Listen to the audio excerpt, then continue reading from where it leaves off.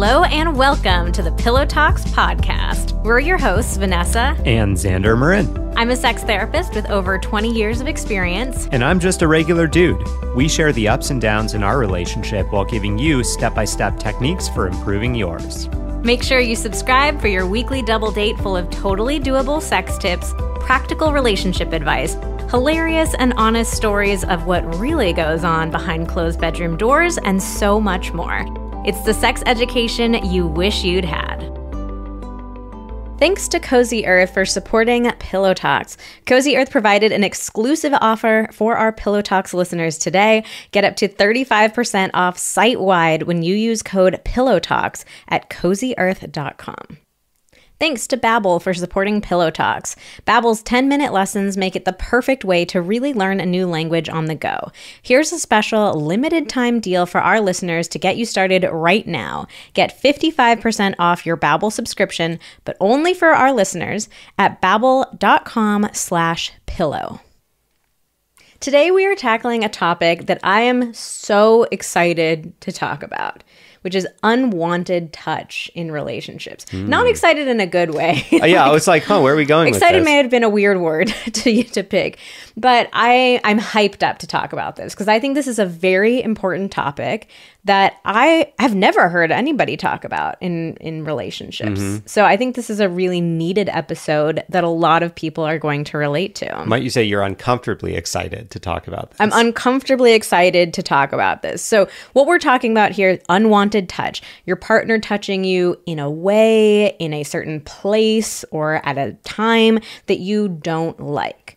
So, of course, there has been much more conversation about like abuse, like physical abuse type of stuff, like where it's very obviously completely crossing a boundary, completely unacceptable.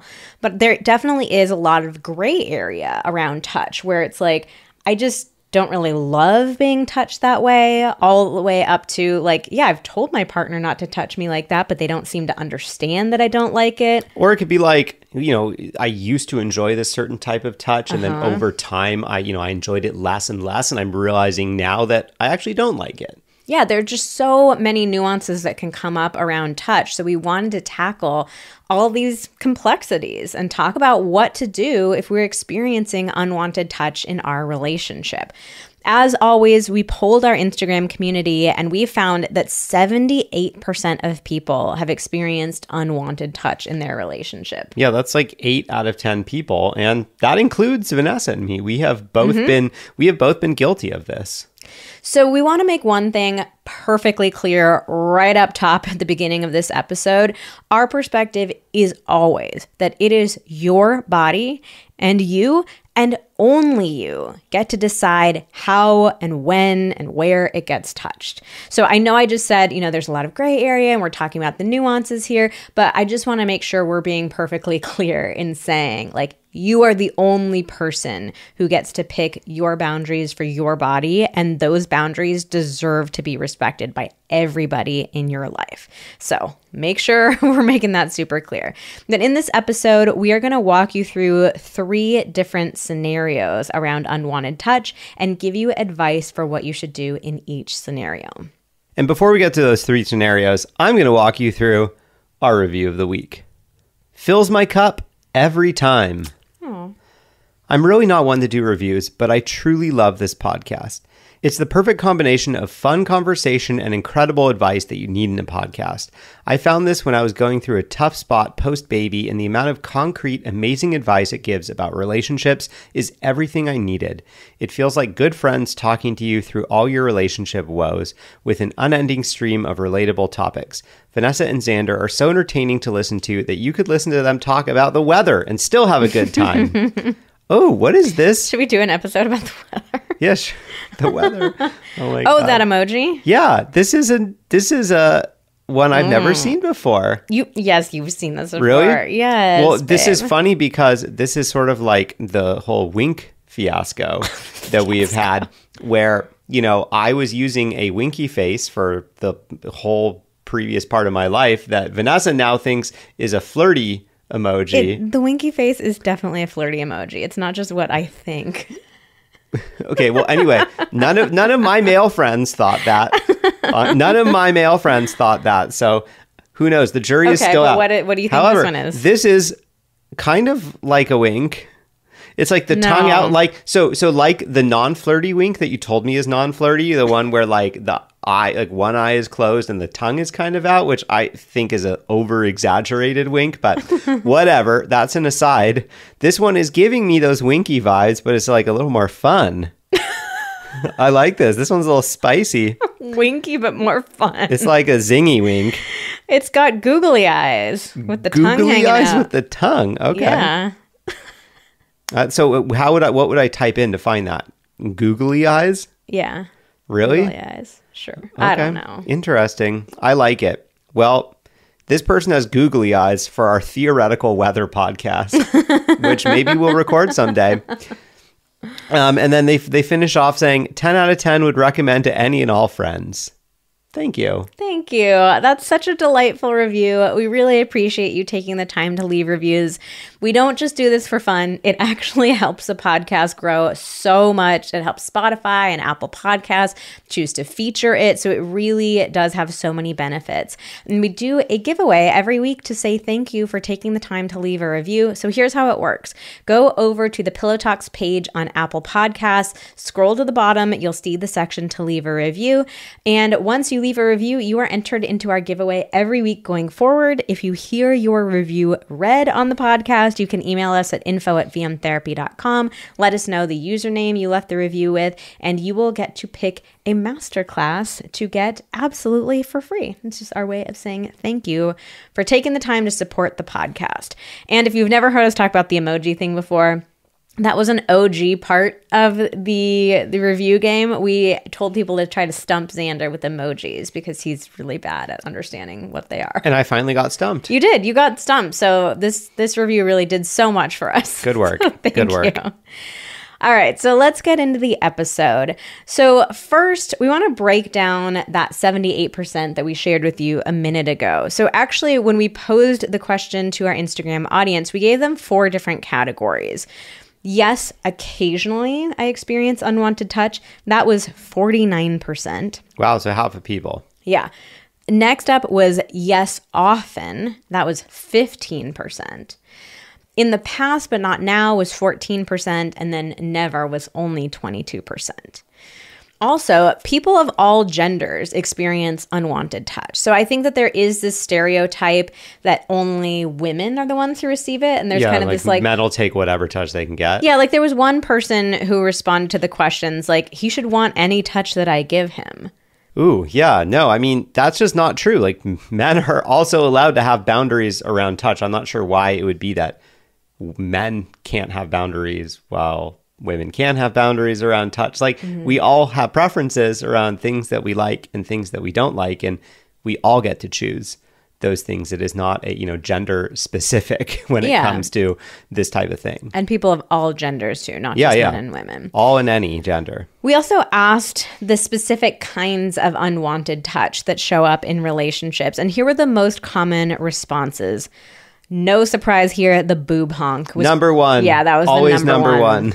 And there were other variations of it too. The boob graze, the boob hold, nipple pinches, tweaks, rubs, smacks. Boob the smack. List goes on. Oof. Do not like that. Yeah, but that was by far and away the number one type of unwanted touch. Moving on from the boobs, of course, then we have the butt slapping, especially a hard ass smack or even a butt pinch. There were also a lot of people who said grabby or gropey touch. Like it just felt like there was no intention behind the touch. Like someone's just kind of like grabbing at you. And like a crotch grab was listed a lot by people of all genders. Grabbing your junk. Yeah. I always hate that word, like junk. But in this case, I feel like it kind of makes it just feels like you're just like grabbing at some junk, not like grabbing at something like sensual or sexually or, in a nice way. It's just like, ooh, like you're just grabbing at something. I don't know. Yeah, that's not for me. Yeah. Another common response was when touch is more about them than you. So like your partner is touching your body for their pleasure, not for your pleasure. So it feels like a selfish kind of touch. Then we've got tickling. Also, touch that's too fast or too hard, or, this is a good one, I think you can relate to this, I know you can relate to this. Touch with cold hands. We also had an inner thigh swipe, being touched when overstimulated.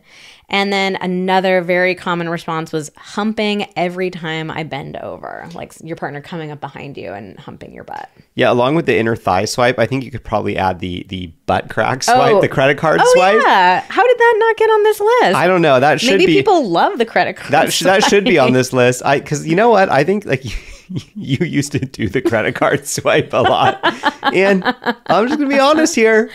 You didn't like it. I don't like it. And so I stopped doing it. Yeah. We will talk more about our experiences with unwanted touch. I mean, it's funny because it's funny to think about. It's just a funny thing to do, I think. And it's like, I enjoy the humor of it, but like not at my own expense. Well, yeah, I mean, this is exactly what we were talking about with the nuances to it. I don't want to totally speak for you here, but I think your experience wasn't ever that like you absolutely hated it or it really upset you. Like there was a part of you that's like, this is funny, and you did it back to me plenty of times. But eventually, like we got to a certain point, or I remember you telling me like, actually, couldn't you like not do that? And so at that point I was like, oh, okay, yeah, I thought this was like this funny thing that we do. And like, I totally don't have to do it. Like there's not much that I'm, there's not a lot of intimacy in a credit card swipe of your butt crack. No, there's none. There's absolutely none. But I mean, it's funny because it's like, yeah, it's like I enjoyed the humor aspect of it. And there was the part of me, it was early on in our relationship where it's like, oh, like she must really be into me that she wants to credit card swipe my ass, with her hand. So like there's part of it, there's sort of like a validation part of it that almost felt good, but then like also felt a little icky about it. And then it's like, yeah, I don't have any, like, I'm not getting any enjoyment out of like doing that to you. So I'm like, why are we doing this to me? And so, yeah, I mean, hopefully some of you can relate with that. I think that's a lot of what goes on in our minds. It's like, oh, like, wow, like this person really must be into me or my body or both, like, cause they want to be touching me in that way. But then it's like, it's just not quite right.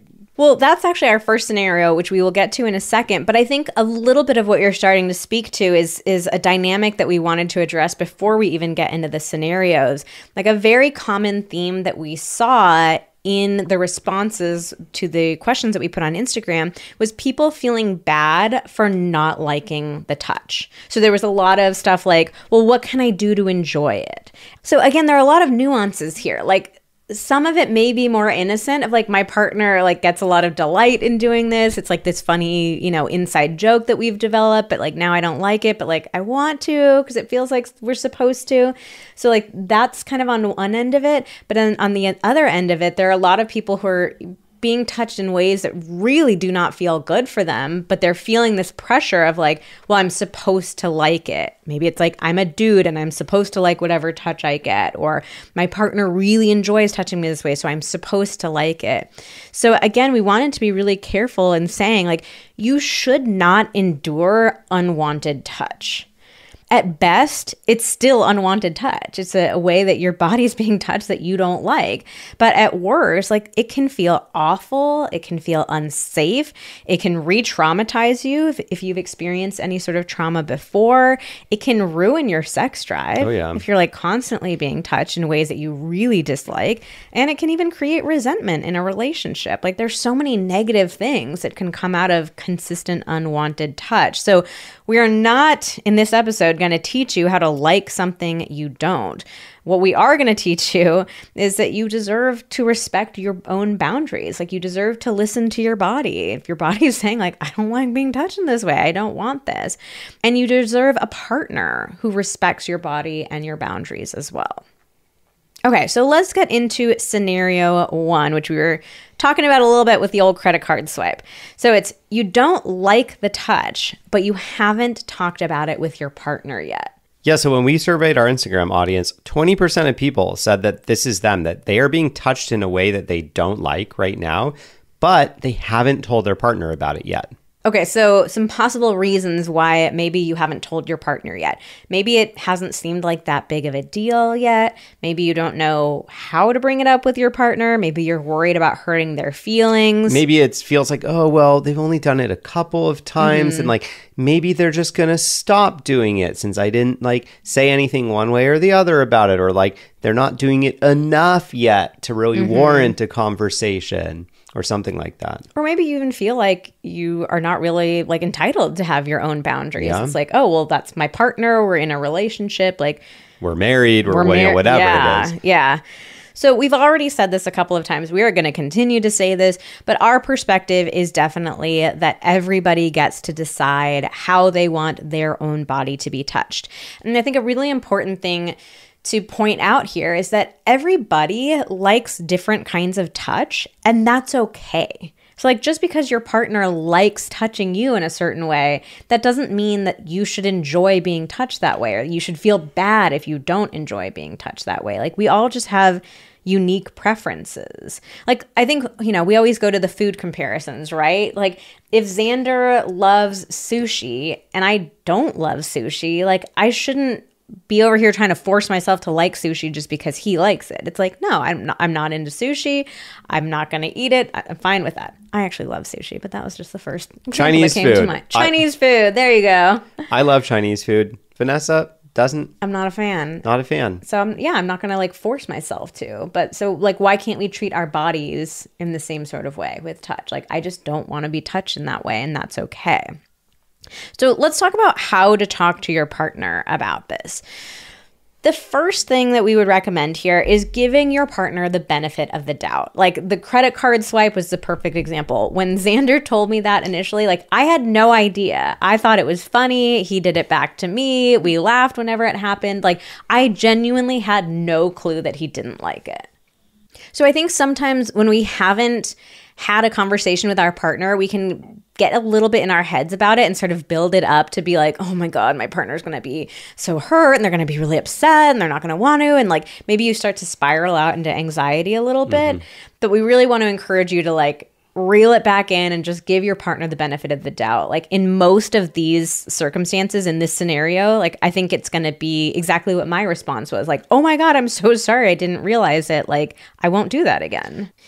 So when you first approach your partner to have that conversation, like ease into it and really give them that benefit of the doubt. Yeah, so you could just gently say something like, hey, when you touch me like X, Y, and Z, when you put your hand between my butt crack and swipe it like a credit card, it doesn't actually feel good. Or I think this is probably going to surprise you, but I don't actually love it when you touch me like fill in the blank. We also encourage you to be specific. So is it like there's one particular part of your body that you don't like being touched? Is it the energy that your partner touches you with? Are there certain contexts where you are open to touch and certain where you're not open to touch? So like whatever details your partner needs to know, like share those with them. Yeah, I think that this can be so important to be as specific as possible because you don't want your partner like walking away with the idea that like all of a sudden a certain body part or a certain like type of touch is completely off limits, unless what you are trying to say is that a certain thing is completely off limits. And that's another story. So for example, you could say something like, hey, you can grab my butt when we're having sex, but I don't like my butt being grabbed any other time. Or I don't like my butt being grabbed as a surprise or, like when I'm washing the dishes. So making sure it's very clear, like the context in which you don't want something to be touched or like context in which it is totally within limits to be touching that part of you. And that's something that you might need to spend a little bit of time understanding on your own, like trying to figure out, what are my boundaries? What are my, my guidelines here? You can also explain anything in particular that type of touch stirs up.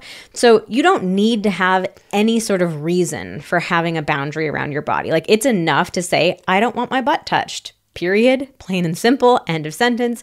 But if there is a particular reason or like some history there that you think would be helpful for your partner to know, like definitely share that with them. So for example, maybe you tell your partner like, it actually reminds me of my brother teasing me when we were growing up, or that kind of touch makes me feel objectified instead of cherished. You can also make it super clear to your partner that you are giving them the benefit of the doubt. So you could say something like, I'm sure you had no clue it makes me feel this way, and I'm sorry I didn't bring it up before. And you can even like go into a little bit more detail there, and like, you can take responsibility for yourself if, you know that you took a long time to tell them or you got in your own head about it. I think that can be valuable. Like, hey, like, looking back, this feels a little silly, but I was, going through my own struggle of not being sure like how to tell you, or that maybe I didn't like deserve to ask for this, but I've just come to realize that like this isn't something that I'm enjoying, and I know that you're not doing it intentionally to hurt me, so I just wanted to, to make this request. Yeah, my hope is that like 90% of the examples within this scenario are just simple miscommunications. Like your partner doesn't want to touch you in ways that you don't like. It's like they just don't understand that that's a way that you don't like. So I think that going into these conversations, just keeping it as simple, sweet, to the point as possible is going to be the key for the majority of these kinds of situations. But yeah, if you do wind up having like a deeper conversation about it, I think being able to share with them, what came up for you around struggling to share that with them, or, anything like that can just be really valuable. Another option is to try giving them an alternate kind of touch that you like instead. So, for example, maybe you tell your partner, like, I don't love having my boobs grabbed, but I do like having them caressed very gently. Or I don't like being touched on my face, but I do love being touched on my neck. And our final tip here is just to use I language. So like talk about, obviously this is your own body. Say like, I like to be touched here. I don't love to be touched here, rather than like, you touch me. I don't like when you do that. Like, of course, it's going to put your partner a little bit more on the defensive if they're hearing like, you always do this, or you always grab me, or that kind of thing. It's like you touched me there and that felt bad. Yeah. And even if it's not like your partner didn't realize it, like it can still stir up a lot of shame for them. Like, oh my God, I'm so sorry. Like I had no idea. So just saying, using I language, talking about your own body, I think can just help make these conversations go so much smoother and easier. And I wanted to point out one other little nuance within this scenario here. So let's say you're actually on the other side of this. You're the partner who's being told, I actually don't love being touched in this way. So I just want to say, having been in these exact shoes, like it's okay for you to feel a little bit bummed if your partner doesn't want to be touched in a way that you enjoy. Yeah. So like, I have never touched Xander with anything other than love and respect and care, right? Like that's so important to me. And he has shared some boundaries with me around the ways that he likes to be touched.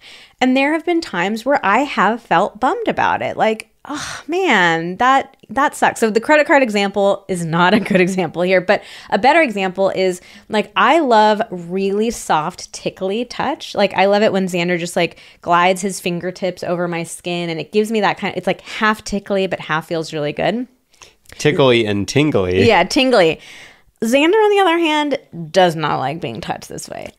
It feels ticklish for you. Like it doesn't, It's not like a good ticklish. It's like a, Yeah, I don't get the tingle like you do. I just get the tickle. Yeah. And so when I did it in the past, you actually didn't tell me that you didn't like it or like wanted me to stop doing it, but you would do this little like kind of thing. And it just made me feel so bad. Like here I'm touching you in this way that like I love being touched, and I think that you're going to love being touched, and you're like flinching and making this like sound. And like that made me sad. And eventually we did have to have like a bigger conversation about it. And you were like, yeah, I just like don't actually like being touched that. Like it doesn't feel the same feeling that you get being touched that way. It doesn't feel that way for me. So, I mean, that's actually a really interesting example and almost a reason for why it is so good to just have the conversation as soon as possible rather than relying on like nonverbal cues. Because I think a lot of people might be tempted to be like, oh, well, this just feels like an awkward conversation. So like, I'd rather just try to show my partner that this doesn't feel good or that I don't like this. And it's interesting that, your experience there, I wasn't thinking like, oh, let me shudder and make a gross noise so that she'll stop doing that. But it was sort of like that was happening involuntarily. And then I didn't take it upon myself to be like, hey, you know what? I don't love that. Like, let's not do that, because I was in my head about all that. Like, oh, well, I'm just, I have this beautiful woman who wants to touch me. Like, I should be enjoying that type of thing. Yeah, it doesn't feel good to kind of receive that energy back from someone. And so having the conversation earlier would have preempted a lot of, Vanessa kind of feeling bad and like confused about what was going on. Yeah, so like it's okay for me to feel bummed out that Xander doesn't like this kind of touch, that like the intention that I want to share with him, like the energy that I'm trying to give, like it doesn't come across in that same way to him. So it is okay for me to just feel like, darn, that's like a little sad or a little tough. It's not okay for me to say, oh, but I want to, to like force him into it or make him feel guilty or make him feel bad. Like I still have to respect the boundary. He still gets to decide how he's touched and not touched. I'm just saying, like, I just want to give a little bit of validation as the partner of like, it's okay for you to feel a little bummed about it. Yeah. And again, that's also why, just to, to reinforce like one of the points we already said, that's also why it's so nice to, if you are able to give some kind of alternate thing that you like instead, because that can help, the receiving partner be like, oh, okay, yeah, I am bummed that, I can't be doing this type of touch, but I'm also learning that like, if I do this other type of touch, they really love that. So it can be, a good way to kind of redirect or refocus on something else, rather than it just feeling like, oh, they just don't want me to touch them, or like, they just like must not enjoy touch as much as I do. But it's like, that's not what anybody is saying. It's not about like touch overall. It's just about specific types of touch. Before we go any further, we have to tell you a little bit more about Cozy Earth. So Xander, you have been out of town for the last 9 days, and you just came home to crawl into bed. Tell me, what was the experience like of coming home to your Cozy Earth sheets? Oh, God, I was just, the entire plane ride home, I was just dreaming about falling into my bed. I got home pretty late at night. It was like 11:30 at night, and I just melted into bed. It's every single time I come home from a trip, getting into my own bed is so nice, and that is all thanks to Cozy Earth sheets. We've teamed up with Cozy Earth, and they are offering you 35% off when you use the code PillowTalks at CozyEarth.com. Cozy Earth's best-selling bamboo sheet set is temperature regulating and incredibly soft. Their bedding collection offers a variety of luxury pillows, sheets, blankets, and so much more. And everything is backed by a lengthy warranty. So definitely check them out. They are our favorite bedding we've ever had. Seriously, we love our Cozy Earth sheets so much. And you are getting an incredible discount thanks to our friends at Cozy Earth. They've given us an exclusive offer for Pillow Talks listeners today. Get up to 35% off site-wide when you use code PillowTalks at CozyEarth.com. Before we go any further, let's take a quick break to tell you a little bit more about Babbel. So, Xander, I have a riddle for you. What do you call a person who speaks 3 languages? Trilingual. What do you call somebody who speaks 2 languages? Bilingual. And what do you call somebody who speaks 1 language? A monolingual person who should probably learn another language. Un-American. Zing! Ba-doom. Did you know that only 22% of Americans speak a language other than English? Wow. And we are pretty much within that bucket, so no shade. I mean, we both speak a little bit of Spanish. We both speak a little bit of German. We tried really hard to learn German when we were speaking in Germany. We did. I learned some Latin in high school. I did as well. Do you remember any Latin? I also just successfully got in and out of Nicaragua with my Spanish. So I would say my Spanish is así. And it's gotten a whole lot better because of Babbel. Sure has. If you guys haven't heard us talk about Babbel before, it was actually a really funny coincidence that they became a podcast sponsor, because maybe 2 weeks before we heard from them, we signed up for Babbel on our own, spent our own money to pay for it because we both really wanted to get better at Spanish. And we did all the research ourselves, and we had concluded that Babbel was the very best option. So it's great coincidence that Babbel is now a podcast sponsor because we can wholeheartedly recommend them. And we actually did research on Instagram too. Like we asked our community, what apps have you tried? What ways have you tried to learn language? What's the best? And we picked Babbel in part because so many people said, I've tried and used Babbel. So we are thrilled to be able to share Babbel with you. Instead of paying hundreds of dollars for a private tutor or fooling yourself with language apps that are little more than games, been there, done that, Babbel's quick 10-minute lessons are designed by over 150 language experts to help you start speaking a new language in as little as 3 weeks. They're designed by real people for real conversations. All of their tools and learning a new language are approachable, accessible, rooted in real-life situations, and delivered with conversation-based teachings. And if you do like a little bit of gamification anyways, you know what? There's still a fun little sound that you get to hear when you get the correct answer in Babbel. It's so satisfying. Oh, it feels so good. Feels so good. Oh, look at that. Way to go. You did a great job. And Babbel has very generously offered Pillow Talks listeners a special limited time deal to get you started right now. Get 55% off your Babbel subscription, but only for our listeners at babbel.com/pillow. Get 55% off at babbel.com/pillow. That's spelled BABBEL.com/pillow. Let's move into scenario number 2. So this is, you've told your partner that you don't like a particular kind of touch, but they are continuing to do it anyways. So we're escalating a little bit here. Yeah, we are escalating. And 38% of our Instagram audience has told their partner how they don't want to be touched, and the partner keeps doing it anyway. So that's a good amount of people. 4 out of 10 people in this situation. I love when you turn the percentages into the 4 out of 10. I'm like, I know. It's just 38%. It feels more powerful that way. I'm like, hey, 4 out of 10, 2 out of 5. Hey. Look at me doing math in my head. Fractions, baby. All right. So we asked people okay, when you told your partner that you didn't want to be touched in that way, what was their response? So we're going to read through a couple of them. Some people said they just don't take me seriously. They get defensive and say they hate being in trouble. Oh. They get offended and ignore me for the rest of the day. Here's some of the other responses people heard from their partners. I'm just being flirty. I'm just joking. It's normal for guys to do blah, blah, blah. Fill in the blank, whatever it is. Also, but I love you so much. I just want you. You never want me to touch you. And finally, but they're my boobs too. Oh boy. So those are a lot of different kinds of responses. We're going to get back to those in a minute. But let's start with the overall advice about how to talk to your partner. This is definitely going to necessitate a stronger conversation. It should take place outside of the bedroom. Yes. We recommend starting with telling them exactly where and how you don't like being touched. So some of the advice that we gave in that first scenario, again, if you have a story around why you don't like to be touched in that way or in that place, it might be helpful to tell your partner that.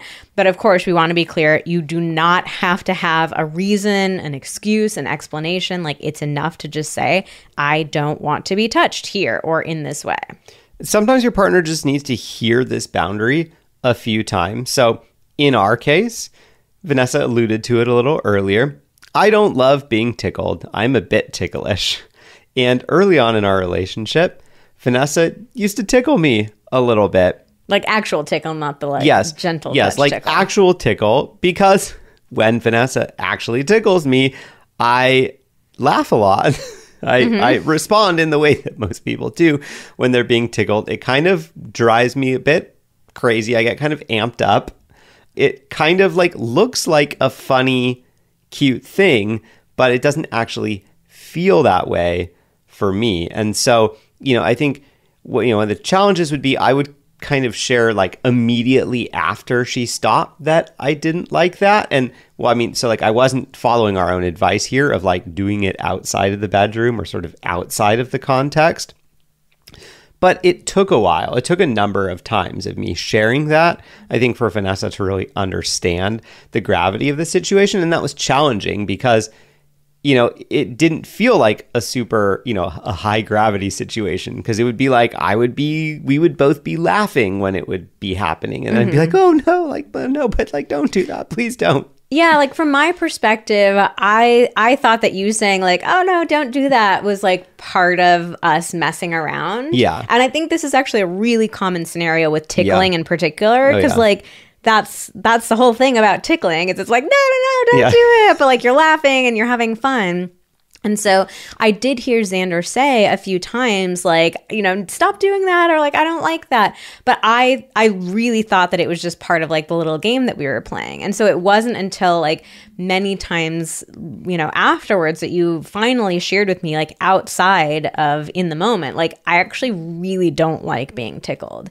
And that was such a tough moment for me, because I was like, oh, fuck. Like I had no idea. I genuinely did not understand that. And I felt awful, like finally realizing like, oh my God, those times that he was saying like, no, don't do that. Like he actually meant, no, don't do that. And like, it feels very dumb.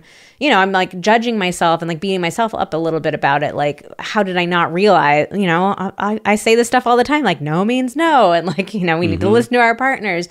But I just wanted to share that example because I think that it's a powerful one that probably a lot of couples have experienced themselves. And again, it's like my intention was never, ever to like touch Xander in a way that he didn't like or like cause him any sort of upset. Like it makes me feel so awful to know that I did that. And I hope that that's the case for the majority of situations that, other couples find themselves in. But I just think it's a good example to show like sometimes you need to share it with your partner in different ways. So if you've tried telling your partner that you don't like it and it didn't get through to them, share it in a different way, like in a different context, more separate from the touch, use different language for it. And you can even call out and say like, hey, I tried to tell you this before and I don't think you understood it. But like, I actually genuinely do not like being touched in this way. So again, I hope that the situation, when you bring it up with your partner, like in this stronger, more detailed way, I hope it'll be just a case of a misunderstanding. If your partner, however, is being an asshole about it, then you are going to go straight into scenario 3.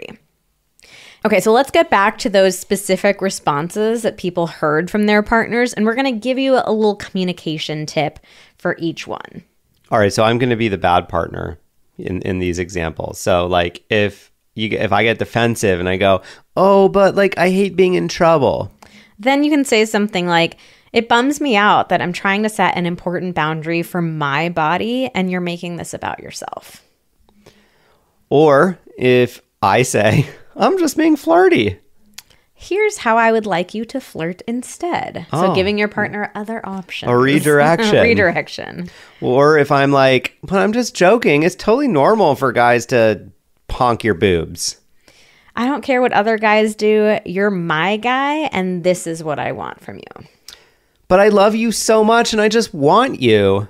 I love that you want me, and I still get to set boundaries around how I want my body to be touched. And you can also do another redirect here. Like, I love that you want me. Here's how I want you to show me that you want me. Yeah, I would feel super wanted if you did this, and that. But you never want me to touch you.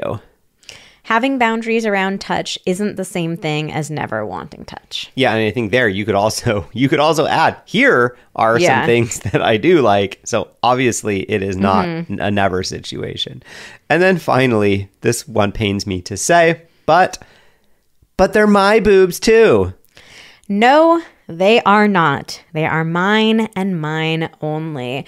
This is like the dynamic that really upsets me the most in this conversation. Like, there are a lot of people who believe that being in a relationship gives them the right to touch another person's body however they want. And we could not disagree more. Like, I don't care how long you've been together. I don't care if you're married. I don't care if you have kids together. Like, you never are entitled to touch another person's body how you want. You do not own another person's body. You do not get to do whatever you want to do with another person's body. Like, that is complete and utter bullshit. And I'm so sorry to anybody who has a partner who insists that they get to touch you however they want to touch. Like, I truly do believe that if your partner believes those are his boobs or their butt or whatever it is, like, this is something that I would go immediately to therapy for. And this is something that I would seriously consider ending a relationship over if they did not stop. Okay, let's move on to scenario 3. We're ratcheting things up. We're starting to get into it already. Your partner doesn't care that you have a boundary. So you've stated your boundary several times. You've listened to all the advice that we've given, and your partner still isn't listening to you. So they're most likely, being incredibly rude. They might be starting to be aggressive about it. And this also can very quickly and easily cross the line into abuse. I mean, that is what abuse is. If you've stated a boundary, if you've stated something that you don't want your partner to do and they are continuing to do it anyways, like especially touching your body, like that is crossing the line into abuse. So we first of all just want to say that we are so sorry that you're going through this. Again, like, your partner doesn't get access to your body just because they're in a relationship with you. Like, it's your body and you deserve a partner who treats your body with love and respect. So we're going to give you a few communication tips for these scenarios. You can talk to your partner and say something like, I have been clear about this boundary. I've talked to you about it multiple times. At this point, it's really feeling to me like you don't care about my boundary, and this has turned into a serious problem for me. So I am going to start enforcing my boundary more strongly. If you don't respect it, we are going to need to go to therapy, or I'm going to end this relationship. And that's really how strong I would be in this kind of scenario. So Vanessa just mentioned starting to enforce a boundary more strongly. So you might be wondering, okay, how do I do that? So here's what you can say. So I've told you very clearly that I don't want you to honk my boobs anymore, and you have refused to respect this boundary. So I am now going to remove myself from the situation, like physically walk out of the room whenever that happens. And if it keeps escalating, you can say, look, you have repeatedly disrespected this boundary. I'm now removing access to my body from you. You cannot touch me until I feel safe that you are respecting my boundaries again. Yeah, so we wanted to give you a few tips here for like having a conversation, for enforcing boundaries. But again, like, we really think that the best course of action is to go into therapy or to consider ending the relationship. Like, this really is a serious situation. If you've told your partner, multiple times and they've expressed that they don't care, they're not going to listen, like, it's just, this is a really awful situation that nobody deserves to be in. And we really are just sending you all of our compassion and hoping for the best for you. So we want to wrap things up with sharing a couple of resources with you. So we had a number of people who reached out to talk about experiencing abuse or like having trigger responses very easily to touch. So we wanted to make sure you knew that we have a free course that we give to survivors of sexual abuse. It's called a Survivor's Guide. We will put a link to check that out in the show notes for this episode, or you can find it on our website at vmtherapy.com/free. And that guide, it's not meant to be a replacement for therapy, but it really walks you through specific and practical steps for making sex and physical contact start to feel safe again. So that's a really beneficial resource. Again, it's absolutely free. We give it to survivors. So definitely make sure to check that out. A few people also mentioned not enjoying any kind of touch. So we have a couple podcast episodes that you might find useful. Episode 73 is Do You Ever Owe Sex to Your Partner? And episode 99 is The Bristle Reaction, what it is, how it happens, and what you can do to fix it. And finally, a lot of people mentioned that their partner initiates sex by groping at them. That like gropey, grabby touch, the boob honk, the crotch grab, job, all kinds of stuff like this gets wrapped up in that. And so we have an incredible course called The Art of Initiation. It's our newest course. It has already gotten so many incredible reviews, but this walks you through how to initiate sex in ways that are actually going to feel exciting and pleasurable and tempting. Yeah, because in this situation, it might be that, your partner, obviously no one ever taught them how to initiate sex. And so it's easy for us to feel like the only ways that we know how to initiate sex are in these kind of gropey, weird ways that aren't very skillful. Like we don't know how to use our words, or we don't know what other options there are for initiating. And so, it's not like, oh, like I just want to grope you. It's like, oh, well, I'm trying to have sex with you. I don't know any other way to start it. Yeah, this is such a great course. Like the vast majority of couples, even if you take the unwanted touch out of it, the vast majority of couples really struggle with initiation. It just doesn't feel fun or exciting anymore.